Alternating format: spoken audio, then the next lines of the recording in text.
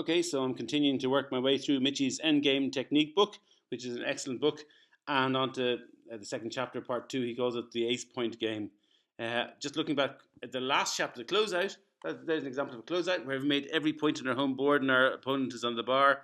The ace point game, on the other hand, situation where our opponent holds the ace point and we're bearing in against that. So there's a big difference there between a closeout and an ace point, and there's huge ramifications for tactics and what we're going to try and do. So they're very different indeed. So when we have a closeout, like we have a 98% winning chance, as long as our only target is to play safely, and as long as we don't get hit, we're going to win. So there's specific tactics and strategies about that. With the ace point game, it's very, very different. Our winning chances are somewhere between about 80 and 85%, typically about 83%. But if you play it perfectly, absolutely perfectly, there's still a 90% chance you'll leave a shot. And Michy in another chapter says that there's a 48% chance that you'll be hit. So it's not, just because we get to an ace point game, it looks good, but it's much more difficult. Gammon chances are much higher, which is good. But the big thing there, I just read, we have a completely different strategy. And I like listening to the Sunny Florida Backgammon Club discussing these books and things like that. And there was a little bit of confusion in it, which was very kind of interesting to watch as an outsider. So, one of the people in the club was saying, but, talking about even and odd, and the presenter was saying, no, that is, you apply that strategy to the closeout situation. You forget about that in an ace point game, and it's an entirely different strategy. And in fact, it's an entirely different, approach. We're not trying to. We recognize that there's a very good chance we're going to leave a shot. So what we're trying to do is minimize the long-term damage rather than worried about immediate safety. And as we go into this lesson, just bear that in mind. It's a completely different strategy. There are two fundamental ideas which are very, very easy and very, very straightforward, and I'm sure you're kind of well aware of them. The first is clear from the rear, and the second is in our home board to make what Michy calls a mountain structure. So the golden rule, clear from the rear, really does apply in this situation. So a couple of examples here. We're bearing in, we're thinking, God, we could be going for a gammon here. Maybe we take point off the 4 point and run it in, and we're that bit better off. No, our target is to clear from the rear. So that's where we started with. We move one forward from the 6, move another from the 6. We have lovely flexibility, and the more I'm studying this chapter about the ace point game, the more the key to it is flexibility in future roles to avoid problems down the line. As I said, it's a long-term approach that we have here. So clearing from the rear is just much safer. And again, 4-3, same thing. You'd be tempted to say, well, look, take one off each of the 4 point and 3 point. Mistake. The only correct strategy is to take clear from the rear. Now, there's a little picture of Sugarloaf, a little tribute to dear old County Wicklow and the Wicklow Backgammon Club. But we want to make a mountain structure in our home board. And by that, what Michy means by that is we want spare checkers on our 5 point, our 4 point, and our 3 point. And just to stress, we must have all three, spare checkers on all three, to have a mountain structure. This gives you the flexibility I was talking about and the fewest chances of leaving blots in the long run. So there's his ideal mountain structure. He has asked that if you get that structure in a game, you should shout out, I've got a mountain structure. If you want to sound spectacular in a tournament, you could do so. But that's, you see, it's not even the pretty shape that does look a bit like the Sugarloaf there. It's the fact that we have spare checkers on the 5, the 4, and the 3 point.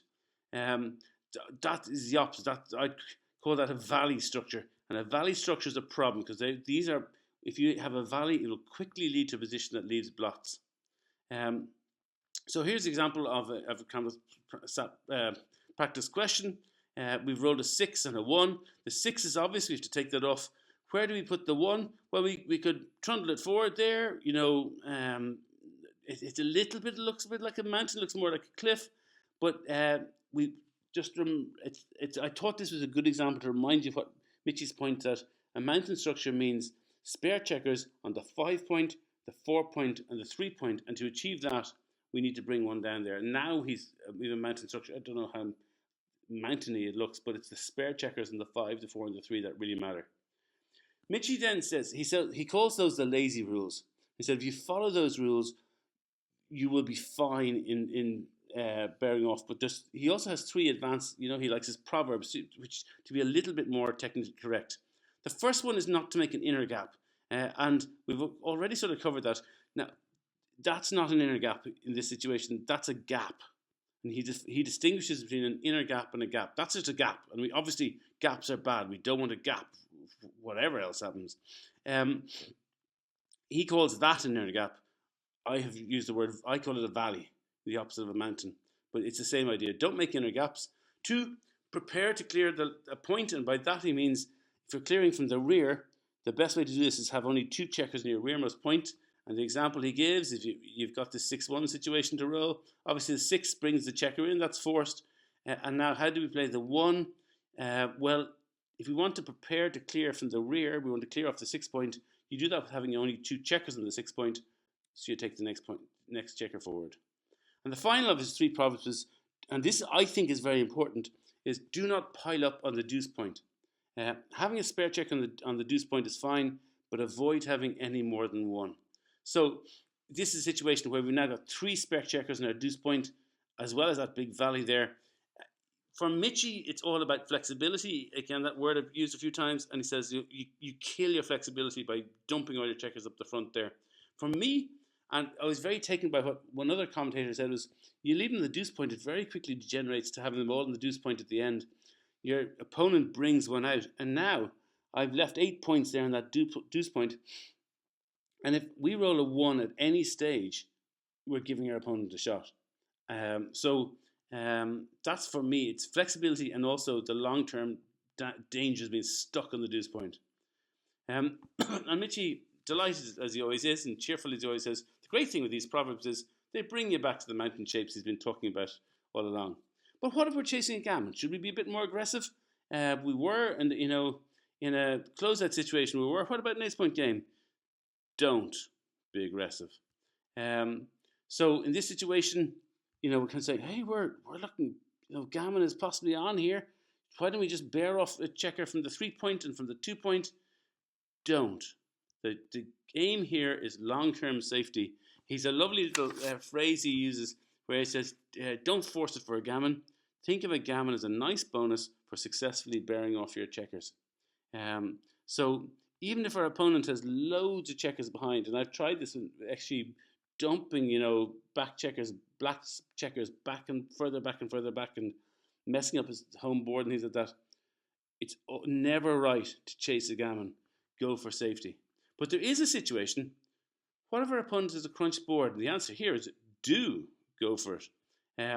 XG would expect you to be aggressive against a crunch board, so you should go be more aggressive. So if you look at this situation here, black is a very crunch board. If we get hit, we're going to get out. We're going to be fine. So in this situation, now we do become a bit more aggressive. And the correct move that by a long way XG wants you is to take one off the 3 point and one off the 2 point.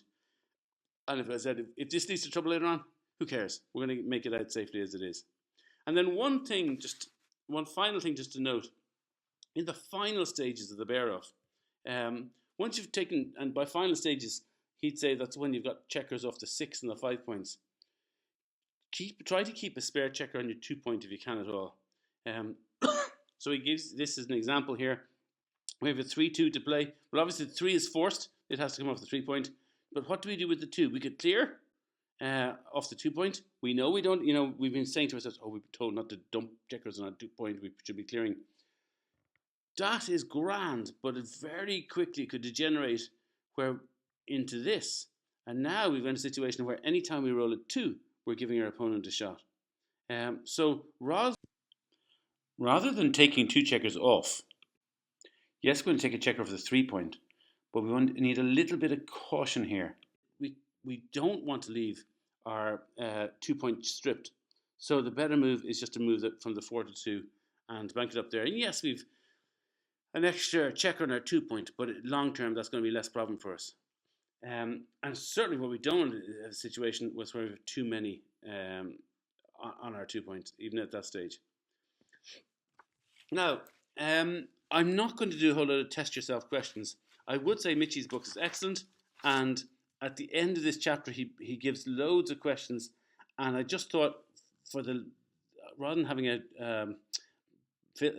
clip or a video that went on for 30 or 40 minutes, I just thought I'd shorten and say that they are there, the questions are there, but the big advice that he gives and the big advice that Sunny Florida Backgammon Club were dealing with was just practice.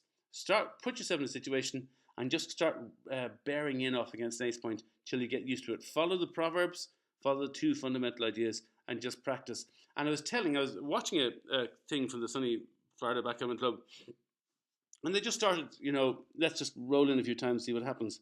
And nearly immediately they got to this position where they had a double four to play. And it led to an interesting discussion, because what do you do with your double four? Well, clearing from the rear. We'll start clearing from the rear, and then we take the one off our four. We've got our nice mountainy structure there with the spare checkers and the 5-4 and the 3-point. But look at the 2-point. We've dumped a whole lot of checkers there. Is that right? And they debated that. And then the other option, of course, if you have played this, going back to where that position started here, double fours. Well, look, you don't want to dump on the 2-point. The only way to avoid that is just to play 4 in from the 4-point. And you've got 4 checkers off. Is that happy days? Well, what's the problem with that? If I was doing a test yourself and say, well, pause that. What's the problem with that? Well, clearly, we've let not just an inner gap or a valley, we've left a gap. It's going to cause us problems later on. So there's no good solution to that question. And they debated and they thought about it. In the end, not leaving the gap, stacking on the 2s was less of a crime than leaving the gap in the 4-point. It was very touch and go. And in fact, depending on where you have the black checkers, if black is less secure and possibly you are slightly stronger for a gammon, or maybe need a gammon slightly more, that can flip around, where sometimes in certain situations bearing all 4 off is right. But I just thought it was a good example of, rather than me putting a few of Michy's questions here, you've got to he strongly recommends that you set up a few positions and just run it out, and you get a feel for how his different proverbs work. So I do have a couple of test yourself questions. One is just, I thought was kind of a straightforward one from here. If you want to pause the video for a second, and assuming you've paused and now have unpaused, well, in this situation, obviously the 6, we have no choice, has to come in. But what do we do with the 2? And I think if you've been following at all, the mountain structure, we want checkers in the 3, 4, and 5-point. The nice bit of flexibility, we obviously move it forward.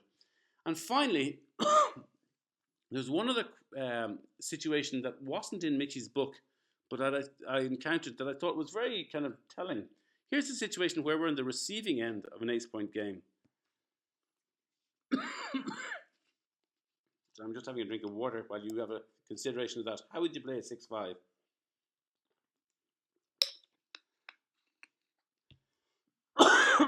Assuming I can keep going for the last couple of minutes without coughing all over you. Interestingly, the situation, look at black's position. They have not followed Michy's proverbs. They have lost checkers. They don't have a mountain structure. They have too many checkers on their 2-point. So you could say, let's try and avoid a gammon by moving. To be honest, you're pretty likely to be gammon there no matter what you do. So a move like that is pointless. You're not saving the gammon anyway. However, the correct move is to move the 2 in from the 7-point. Because think about it. Look what happens if our opponent rolls a 6-3. He leaves us 2 shots. A double hit, a double shot. 5-3, 4-3. Because they haven't followed Michy's principles, they've left us a double shot. And so we actually want to try and get hit maybe in our own board and go back and pick up 2 checkers. So I just thought it was a telling example for how it can go wrong if you don't follow Michy's proverbs, but also how if our opponent hasn't been following Michy's proverbs, we might be ready to kind of cash in on it. So thank you for that. That's the ace-point game. I'm looking forward to tucking into the chapter on the deuce-point game, and we'll have a video for you of that shortly. Bye then.